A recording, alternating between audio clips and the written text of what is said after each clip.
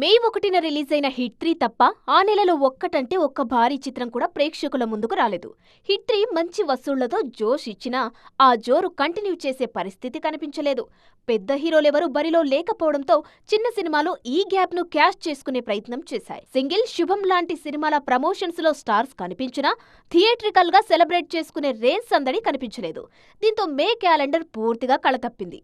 మూడో వారంలో రిలీజ్ అయిన 23, 11 సినిమాలు కూడా ఆశించిన స్థాయిలో బజ్ క్రియేట్ చేయలేదు. ఆఖరి వారం మీద ఆశలు పెట్టుకున్నా అది కూడా నిరాశే అయింది. ప్రమోషన్స్ లో జోరు చూపించిన భైరవం థియేట్రికల్ రన్ లో అంత రేంజ్ చూపించలేకపోతుంది.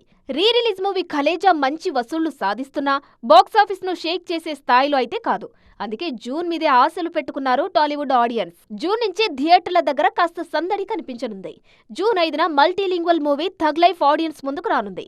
కమల్ హీరోగా తెరకెక్కిన సినిమా కావడంతో తెలుగు రాష్ట్రాల్లోని ఈ సినిమా మీద మంచి బజ్ ఉంది. ఇక జూన్ 12న అస్సలు సందడి కనిపించనుంది. మోస్ట్ అవైటెడ్ హరిహర వీరమల్లు ప్రేక్షకుల ముందుకు రానుంది.